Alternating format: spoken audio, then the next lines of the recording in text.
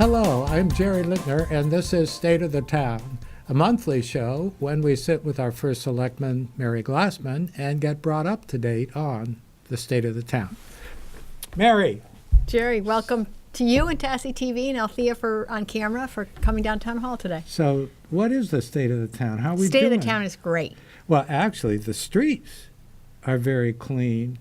You know, in spring, delayed coming and delayed coming. So then all of a sudden you see the street sweepers are out. It's like, why are they doing it so early? Well, it wasn't early. It was great. Yeah, now that it's finally May, we can start sweeping. We have to actually, someone sent an email and asked why do we sweep the streets now that we're not using sand, and that was a great question. And the reason is because we need to move some of the chemicals off the street, and also it's required by the Department of Environmental Protection. So it's to keep our environment The other thing, too, safe. is like now we live on a hill, and there are a lot of trees that overhang the streets. And those leaves, regardless if you rake or whatever, then when it rains, they wash down. Right. And while there's not a gutter, they stick up against the curb. Exactly. And then that forces water across the street when it's raining, which is not so cool for drivers. So Exactly. This way So it's part of our behaves. stormwater management, but also now that we're using the chemical application, it's really cut our time in half of street sweeping. So you'll see us out quickly and So we'll I get was through the going to entire town. ask, with that, in combination to snow removal, does one balance out the other? How'd we come out on that part of the budget? Well, you know, we've had a really rough couple of years, as everyone knows, and 5 major storms over the past 2 years. In fact, this winter we had our largest snow accumulation in history. So we've had some rough times. We actually have done very well with our reimbursements from FEMA. Most of our storms have been reimbursable. So with the reimbursements, we've done very well. So we're grateful to our staff for doing that. So, but it is budget season, and that is all part of what we think about when we put forth the budget. Well, absolutely. And so there was the budget meeting, and the voting is May 14th. Yes, put on your calendar, May 14th, voting at Henry James from 6 a.m. to 8 p.m. And the referendum items are? The referendum items are the town budget. We actually increased our budget 0.65, our base budget. Oh, no. So, again, you know, it's a very modest increase in these difficult times, and it's well, not even 1%, right, barely a half from a percent. combination of give backs from our employees to introducing some wellness programs, which has reduced our healthcare costs, to changing over some of our staff to volunteers. The town hall greeter, for example, is no longer a full-time position. It's done with volunteers, and we're very grateful. I know one for of them. those I walked folks. in and said, "Hello, welcome to Walmart." I mean, town hall. Well, we're happy to have them. Yeah. So it's a lot of creative thinking. It's a lot of technology. About 4,000 of our taxpayers pay their tax bills online. So if you haven't signed up, we encourage you to sign up for e-bill pay. There is a charge for credit card purchases, but you can pay online free with e-check, and the added feature of getting a reminder so you'll never miss July 1st payment. So, I was going to say, let's not talk about paying them yet. That's I know. 3 programs away.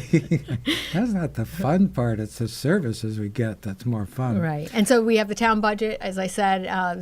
The Board of Finance added funding to the pension plans. We've always funded our pension plans for our employees, it's a very modest pension plan, but we funded it 100% because of investments. In your background, you know, but investments have gone down. We have to make up that funding gap. So they've added that to both the town and Board of Ed budgets. The Board of Ed budget, and then the debt retirement and the other special revenue funds as a separate line item.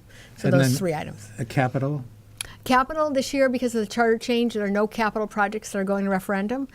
We have had hearings and had good feedback on a couple things. One is Farmington Stream Bank stabilization, which is a fancy name for fixing our sewer pipes. So we have a project for that. We have a project to fund a senior center design, and I want to we go can talk back about to that. the Farmington Valley Stream, whatever, and that's sewer pipes. Yes. Who so, came up with that well, name? It's like I know. Well, it's actually the pipes along the Farmington riverbank. And Okay. over time, there is erosion and Sure. exposes the piping, and so we need to go in there and shore up the stream, the banks, and replace some of the piping. So that's what that project is. coincidentally. And you want us to do that. I know I want you to do that. my family, we still own jointly a farm in Illinois that's like generations old. And a couple years ago, because there is a creek there, and we had the old red drainage tiles in there so that the fields would stay productive. Well, they all just collapsed during, one overdue heavy rain. So it was dig them all out and put them in. And then recently, our house, all of a sudden the sewer backed up. And so we came Roto-Rooter. He said he went out 80 feet. So after the show, I actually am going to go and see if there's a sewer diagram, because he said there were so many tree roots. Well, when we moved there 7 years ago, we took down 11 huge trees. So I'm thinking it's not those. But then we planted some trees, and I'm wondering if we didn't plant them right over the line going to the sewer. Well, what the great part about the sewer fund is that the improvements to the sewer system are actually paid for by the sewer users. And what's so great about that? It's I'm a great sewer because user. the rest of the taxpayers, aren't paying for something they don't use. But we have a great staff, Jim Clifton and his crew, that really try to clean the town's piping to the house. We can't obviously clean out private property, but we do make improvements and clean out up to the property line. So oftentimes we work closely with homeowners such as yourself to make sure that we work together to clean out those pipes. So, okay. So I will check it. We'll send you I'll over follow up to Jim Clifton. Okay, Jim Clifton. The and then driving down Route 10 from up north, I saw a sign said, new intersection light or whatever. So the last program, somebody wondered when it was going to come on, and we knew it was the state that would decide. So I guess they've decided. Have you gotten any feedback? People like it, dislike it? Yeah, people like it. Lots happening in town, all the way from budgets to development, and this was part of the development plan with the addition of the Dorset Crossing approvals and the Big Y. That was part of the requirement from the state, and so we're glad that they activated that system. The Big Y is still going through the Department of Transportation state process, so the local approvals are already in place because a lot of folks want to know when that project's going to go forward. Our part is done, and we're working with the developer to go through the state Department of Transportation system, so that piece. We also have multiple sclerosis housing that has been approved, and we talked about that before. They did get their approvals through the state for some tax credits for that type of housing. So that project is moving forward as well. We'll be focusing on the Hartford Insurance Group, which I know everyone's talking about. And, okay, well, let's a lot come of back exciting to that. things on that. A little bit on the Dorset Crossing, because the other thing driving north, you look and say, whoa, a lot of earth has been moved there. Now that, I was trying to understand it, involved the private entity, Dorset Crossing, CLMP, and the town.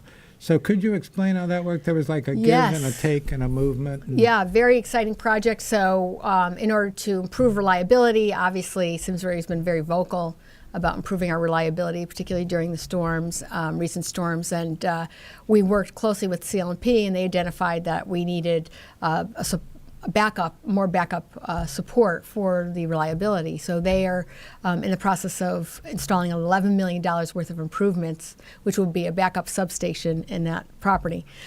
We've worked very closely with the developer as well as CLMP because we wanted to make sure the road system was conducive to the Route 10 traffic study that we had done earlier. We're really done a great job planning for the future development. And as part of that, we wanted to make sure the road system was accurate. Let me back up a minute. Where the substation was, and it was, you were really the incentive for that first substation being put in there. No, you were. You sued them for We sued them. Well, if they don't listen to you, you sue them. That's right. So the they didn't want us to sue the second time, and I think they worked closer with us. And it looked certainly adequate to me, but this other thing that's going in, these big poles up on top of the hill, and it looks like it's going to be mammoth. And then I wondered if Dorset Crossing has an exit on the other end to another road, and did CLMP, they must have owned the land that they put the first substation on, But was there room enough on that for them to put this auxiliary? Yeah, that's interesting, Jerry. So we worked closely with them. They had enough room on their land, but it would have been a lousy traffic design. We would have had different roads coming onto Route 10 and a lot of they call them curb cuts. So instead of having one roadway in, you would have had a number of roads. And we didn't think that was good planning. So we worked with the developers, and actually the state of Connecticut owned a piece of land that we've been working with the state on, and CLMP is actually going to buy that land. Because of the legal requirements, CLMP, the town has to buy the land, but CLMP will pay the town $160,000, and the town will turn around and pay the state of Connecticut $160,000 in order to clean up the legal process. Yeah, but we're thrilled because CLMP could have gone in there on their own land and done their project. Dorset Crossing could have done that, but the town actually, we stepped in and said we'd really like to have a better traffic pattern. Will you work with us? And they were very willing to do that, which cost them a lot of time, but we think a better product at the end. So we're thrilled with that project. Now, at one point, way back, the original Dorset Crossing was beginning, right behind the office buildings and some like studio condos or apartments, and then a little further up the hill, up to 2 bedrooms, and then up at the top in the back were going to be big homes. And I can't remember then, was there a road that would come out like on County or no? Or is there going to be? Is there a rear exit out of Dorset No, Crossing? there isn't at this point, but the project is really only approved so far. I mean, there's a master plan, but the only projects going forward at this point would be the housing and the emergency clinic, which is already in. So as the project develops, and depending on what the market bears, the developer will work with the town, but it's going to be an internal road system. The people who must be really grateful for that new light. I mean, it's not in the pattern that I usually drive, but on occasions, and not even at rush hour. If you're on County trying to get on Route 10 without that light, and you're going to go north, trying to make a left is impossible. And there's no room to get around the person really, and the person has to feel frustrated. And I'm surprised there hasn't been a shootout there before. Well, it's going to be a much safer intersection now with the lights. Absolutely. Okay, so you mentioned in development the Hartford. Is there something new there? Oh, I know. My combined seniors nightclub thing. That's on the table, as always. Great. So here's what we have. We, as folks know, the Hartford is sold off parts of their business, and they've notified us in March that they were going to do so. And we immediately started working with the Hartford. It's a large building, 655,000 square feet, 172 acres, about $1.2 million in revenue, both property taxes and personal property taxes to the town, largest taxpayer in the town. And obviously, we're grateful that the Hartford has kept us informed of every step along the way since last March. We may not like their decisions, but as a corporate owner, they can certainly make their decisions, and we're grateful that they kept us in the loop. We actually, in trying to decide what to do with that property, what will happen with the property, during the Board of Selectmen, we budgeted a little bit of money for consultant fees. And we felt that would protect the town as we go forward. Looking at different designs or zone changes and what's best for the town is a lot when you're talking about that many acres of land. But in discussions with our staff internally, we felt that it would really be in the town's best interest if we could do a master plan for the site. That would cost about $175,000, and obviously the town wouldn't fund that, but the town felt it was important. And we approached the Hartford and asked if they would fund that plan. Now, wait a minute. Does this in any way involve the property that abuts it? Yes, it involves all of their property. And we asked them if they would fund a master plan. Not only would that allow for a better way to attract buyers, because it would show cooperation between the town and the Hartford, and give some options for the land, but it would be a way to involve the town and the public as to what's going to happen. Every day someone asks me what's going to happen with the Hartford, what are they going to develop? And we wanted our residents to be able to have a say in what they'd like to see. And on the flip side, we'd like our residents to know what the impact of any future development of that site would be. So to the Hartford's credit, they agreed to fund that project. Great. And they will fund it. We had put $30,000 in our budget just to protect ourselves, and we'll continue to fund to use that money for that. But the Hartford will fund the balance of the plan, and we think it's going to be great. We'll start shortly. I think in May we'll be hiring a consultant. The Hartford will obviously continue to do what they're doing. They are hiring a broker, and they'll start marketing the building. But in the meantime, on a parallel track, the town will really have a process where the public will be involved. The public will have a chance to understand what could go there by law, what zone changes are possible, what the impact would be. We think it's a win-win. I can't think of any large business owner that has done that project with a town like this, a partnership. Well, so we think it's great. And you hear about, MetLife, and a lot of these companies are changing and leaving their buildings and leaving the town holding the bag in this respect because we lose all this revenue. So this is a different approach. This is a more proactive approach because certainly we could sit back and wait for them to tell us what they're going to do with the property. Right. But we didn't think that was in our town's best interest. We wanted to be more aggressive, more proactive, and really involve the community in different options of what could go there. Well, and part of it, this community values so highly the character, the rural character, and would like to sustain that as much as possible. But at the same time, and a job you all have to balance is there is such a small percentage of land that can be developed. Yes. And of course, if we run out and it wasn't used wisely to produce revenue, then we've no place to go except to increase the cost to residents. So, a couple of things that have been proposed for down there before. Well, I love Target, so I wanted to see Target, but it seemed to me such a venomous polarization. And yes, and we wanted to avoid that process again. Yeah. Really wanted to let the public know what was going to happen and what possibly could go there. Well, and I think, maybe I heard incorrectly, but it sounded to me as part of it, what would be shared with the citizens then is not only the qualitative impact, but the financial impact of different options. Exactly. And we think that's a better way to go than sitting back and waiting till a project came to us. We also thought that we could be more attractive to further developments because if there was something, a good project that the town wanted to see and could work with them, rather than wait for a year and then start to work, we could save some time, help bring the process to a vote with our land use commissions. And, it's really significant. It's our gateway to our town, significant revenue, significant taxpayer, and we're really excited to begin the process. We think there's a lot of really exciting opportunities for that site to attract some really good growth businesses. We have a great workforce here.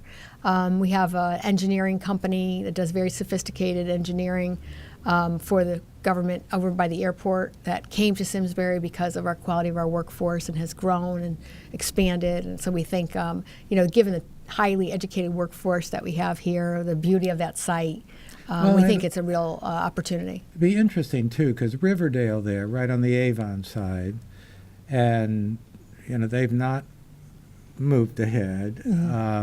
And they do have some office vacancy there. Yes. As stores and restaurants seem to come and go. Well, some of them have been there since the beginning. But it's like anything you get off of 44 that would produce revenue as far as people having offices or shopping or whatever, seems that's about as far north as they go.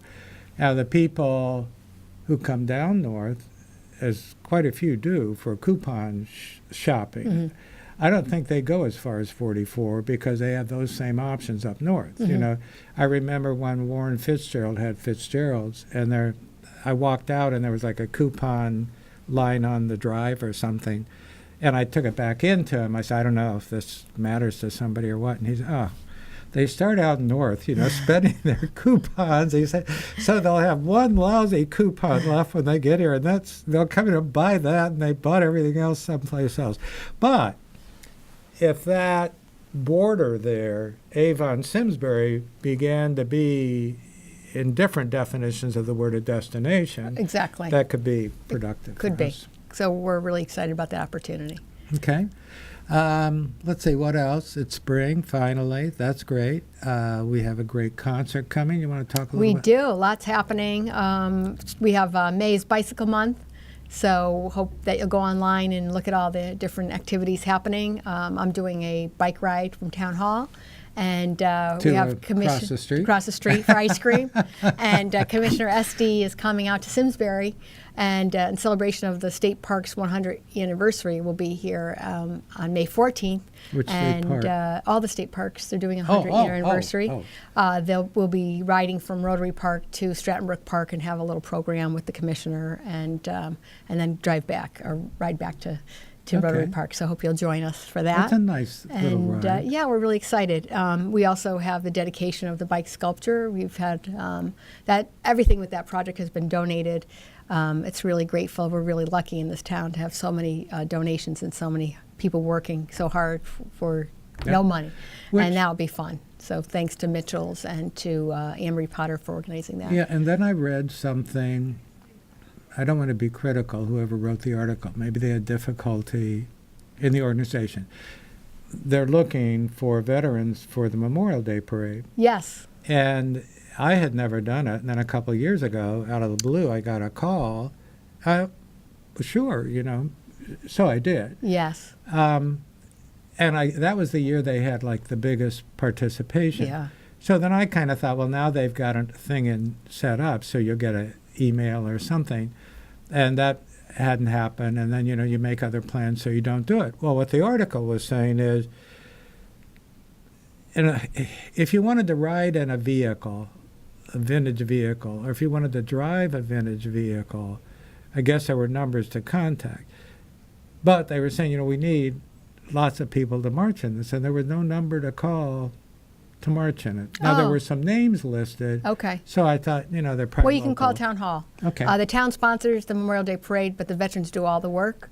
And we have a team of... talk to all the veterans. Well, come on out. If you're a veteran, we thank you, first of all, for those who are serving or have served. And we want to see you on Memorial Day. There's 2 parades. The first is Terrafil, which is always fun. And we're really have ice cream after that, so we really enjoy that as well. And folks come out with their coffee cups and watch us. And then 1 o'clock, the big kickoff for the town Memorial Day Parade on Hot Meadow, culminating in a ceremony, a very warm ceremony. It's always great. Yeah, warm, like people passed out well, this we're year. going to have a lot of water this year. And Commissioner Schwartz, the Veterans Commissioner, will be the guest speaker. And we'll have an open house at Eno afterward, so come on down. Eno's been totally renovated. We had about $100,000 worth of grants, and we've painted and replaced all the marble and fixed all the cracks, and it's really a gem of a building. So. Yeah, well, if I could give just my own message, when it always seemed to me like the veterans who marched were like, World War II, Korea, or whatever. So I was Vietnam, and that was not a popular war. I mean, I fought it. I didn't believe in it even. But I don't know. There was kind of a sense of, I'm not the same kind of veteran. So I know, and I feel differently now, having marched in it. And I was pleased to see, because I'm sure younger veterans feel even more that way, because the wars are so controversial and there's not a support system for when they come back. But, so I'm saying for, people beyond that Vietnam era, there were a number of young people there that I really personally valued their being there. And it's, you get something back out of it, and it's not like you're being lauded. It kind of, like I said, I didn't believe in the war, but for me it was right or wrong. My country still, may she always be right. Well, she's not always going to be right. But it is the price we pay to have the kind of lifestyle and the freedom we do. And just being there with others who have done it, there's kind of a feeling of it was a right thing to do. And it dismisses a little aloneness you might feel about it. So it would be really great if a lot of you would show up. And I'm glad you shared that, Jerry, because I think that's what we try to do in Simsbury, is just to honor those who served and to make them feel that we're so grateful. And you're right. When during the Vietnam War, coming home you didn't always get that response. So hopefully by marching in the parade, I mean, it's such a warm parade. People really are so grateful for people who serve. It's wonderful. And everything. It was kind of embarrassing. Yeah, and then I the found ceremony myself at the end. marching just like I used to. Yeah, it's great. So come down if you're a veteran, or if you're not a veteran, come help us honor the veterans. It's great. Yeah. It's a great way to really take time out and to teach you, remind yourself or your family, your kids, that we're very fortunate to live in a great country for all its. Yeah. Well, I guess we're about wind up. You got a little short goodbye, or just May's busy month. Come on down, ride a bike. Help celebrate a concert. Harry Connick Jr. will be here, in addition to all the wonderful Hartford Symphony concerts. Frank Sinatra Review will be here, so we hope to see you for some good times here in Simsbury. Thanks for coming. Mary, thank Always you good for to letting see us see you. Thank you. And thank all of you, and we'll see you again next month on State of the Town.